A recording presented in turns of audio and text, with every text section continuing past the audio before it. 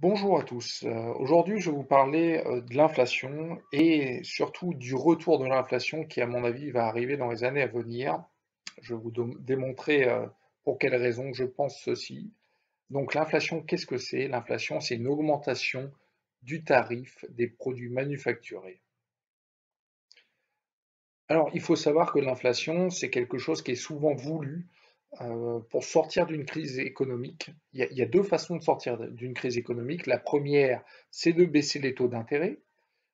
Du coup, les entreprises empruntent à moindre coût et arrivent à faire des marges supplémentaires. Donc, elles arrivent à s'en sortir plus facilement. Et la deuxième chose, c'est de faire une inflation, donc provoquer l'inflation en imprimant des billets, par exemple, et ce qui permet aux entreprises de vendre leurs produits plus chers et du coup, leur dette, finalement, s'éponge plus facilement. Donc, vous comprendrez bien que cette inflation, on l'utilise surtout pour booster l'économie dans des moments qui sont vraiment difficiles. Alors aujourd'hui, les taux d'intérêt sont déjà très bas. Donc il est difficile de booster l'économie en baissant encore les taux d'intérêt alors qu'ils sont au plus bas historique. Donc la seule manière de pouvoir aider les entreprises, ça va être par l'inflation. Alors, les conséquences de l'inflation. La première, c'est des meilleurs rendements pour les entreprises. Si vous prenez une voiture Renault qui coûte aujourd'hui 20 000 euros, que vous mettez 10% d'inflation, donc elle va être en vente à 24 000 euros, vous comprendrez bien que l'entreprise Renault va augmenter sa marge euh, sur la vente de cette voiture. Donc, c'est très simple. Si elle augmente sa marge, elle va pouvoir rembourser les dettes qu'elle avait et puis être bénéficiaire peu de temps après. Voilà. Donc c'est pour ça qu'il y a des meilleurs rendements pour les entreprises. Les États aussi aiment bien l'inflation parce que lorsqu'ils sont endettés, que vous avez une inflation, vous avez la TVA qui est un petit peu sur toutes les entreprises, et tous les produits manufacturés. Donc, si vous payez votre produit 10% plus cher, il y aura 10% de plus de TVA sans que vous en rendiez compte, hein. Et puis également l'augmentation des actifs. Donc, comme je vous disais tout à l'heure, si les entreprises sont plus rentables, elles risquent de faire plus de dividendes. Et s'il y a plus de dividendes, il y aura plus d'achat d'actifs.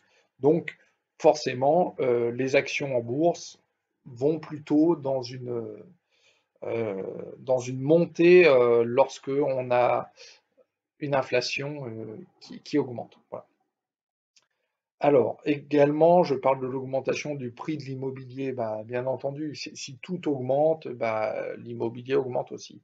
Sachant que l'inflation, elle est souvent lorsque les taux d'intérêt sont très bas, ce qui est le cas en ce moment. Pourquoi?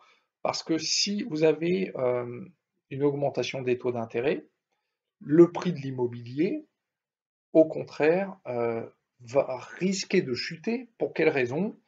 C'est simple, en fait, si vous avez le droit à 250 000 euros sur 20 ans en emprunt et que le taux passe de 2% à 4%, eh ben, vous n'aurez le droit peut-être plus qu'à 200 000 euros à emprunter. Si vous avez le droit moins à emprunter, forcément, eh ben, le prix de l'immobilier va en pâtir parce que les gens ne pourront pas mettre autant d'argent que ce qu'ils pouvaient mettre lorsque les prix, les taux étaient bas. Voilà. Alors, moi, je vais vous donner ma stratégie d'investissement. Il faut savoir que j'ai également de l'immobilier, j'ai pas que des actions. Donc, la première, c'est que j'achète l'immobilier, donc locatif, lorsque les taux d'intérêt sont hauts. Parce que si les taux d'intérêt sont hauts, comme je vous disais tout à l'heure, le prix de l'immobilier, il va être assez bas. S'il est bas, vous allez acheter quelque chose qui au mètre carré va être moins cher. Et finalement, en termes de location, ça ne se ressent pas réellement, hein. Le prix locatif, il baisse pas réellement. Alors, une fois que j'ai acheté mon appartement, par exemple, à un taux d'intérêt de 5%, j'ai deux façons de faire. Soit j'attends donc 5, 6 ou 7 ans, le temps que les taux d'intérêt rebaissent, et je le vends à ce moment-là où le prix de l'immobilier aura beaucoup monté. Donc ça, c'est pour faire une plus-value si j'ai envie. La deuxième chose, c'est si je veux le garder plus longtemps, c'est qu'à ce moment-là, quand les taux d'intérêt ont vachement baissé, je renégocie les taux d'intérêt. Et là, vous allez baisser drastiquement le montant dû pour les intérêts. Donc voilà, ça c'est ma stratégie. Et puis les actifs boursiers, donc je les achète donc après qu'il y ait eu une inversion des taux d'intérêt, c'est-à-dire les taux d'intérêt fluctuent, donc ils passent d'un plus bas à un plus haut, et puis ils redescendent, et quand on arrive en bas et qu'il y a cette inversion des courbes d'intérêt, peu de temps après, il va y avoir un crack boursier. Pourquoi? Parce qu'on a une diminution à ce moment-là des rendements des entreprises. Et ça s'est démontré depuis 1990, à chaque fois qu'il y a eu une inversion des taux d'intérêt, à chaque fois il y a eu un crack boursier derrière. Donc, ce qui est bien à faire, c'est au moment où on est en train de descendre la courbe des taux d'intérêt, commencer à prendre des matières premières type de l'or par exemple, et puis au moment où ça s'est inversé, peu de temps après, on a le crack boursier, et c'est à ce moment-là où je rachète mes actifs. Alors, on va prendre l'exemple avec la courbe que je vais vous montrer. Alors, donc là, je vous montre les taux d'intérêt 10 ans sur 2 ans, donc c'est un spread de taux 10 ans sur 2 ans. Et on voit qu'à chaque fois qu'il y a eu une inversion des taux d'intérêt, donc on peut voir par exemple, je vous ai montré en juillet 2007, on a inversé, peu de temps après, il y a eu un crack boursier. Et vous regardez, 2008, il y a eu ce crack boursier. Vous pouvez prendre la même chose en l'an 2000, on voit qu'il y a eu cette inversion des taux d'intérêt, et il y a eu la chute qui a suivi peu de temps après. Et là, quand on regarde, en 2019, on a eu cette inversion des taux d'intérêt, et 2020, patatrac, crack boursier. Donc, je garde mes actifs donc après le crack boursier, donc par exemple, j'aurais pris de 2009 jusqu'à 2019, où je vois que ça a touché le bas et ça a commencé à s'inverser. À ce moment-là, je vends, j'attends le crack boursier, et je rachète. Donc voilà. Donc là, on va être dans une période où les taux d'intérêt vont remonter. Donc, qu'est-ce que je vais privilégier? Eh bien, je vais les privilégier les matières premières. Parce que les matières premières, qu'est-ce qui va permettre d'éviter aux entreprises de faire faillite? Ça sera l'inflation.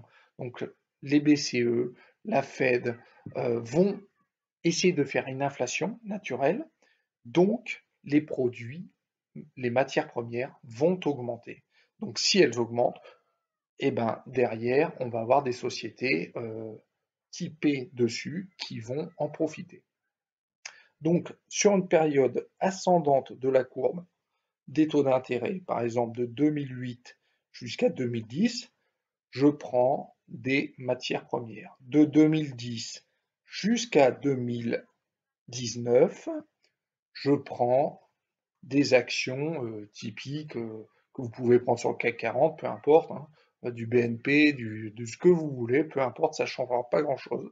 Et puis, j'attends la correction, une fois que je suis en 2019, qui se passe un an après souvent, et à ce moment-là, je rachète mes matières premières jusqu'à ce qu'on soit en haut de cycle, puis j'achète des actions parce qu'on va avoir une descente des taux d'intérêt, donc une augmentation de la rentabilité des entreprises jusqu'au cycle suivant. Voilà.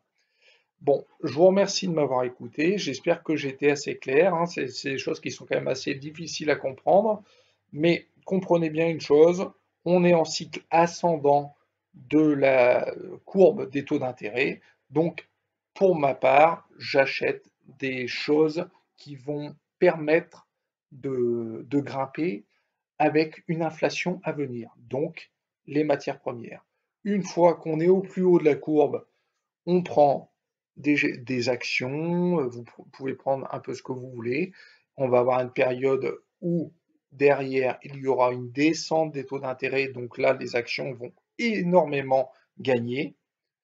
Et puis, une fois qu'on arrive tout en bas, on commence à vendre toutes les actions. Voilà. Merci et à bientôt.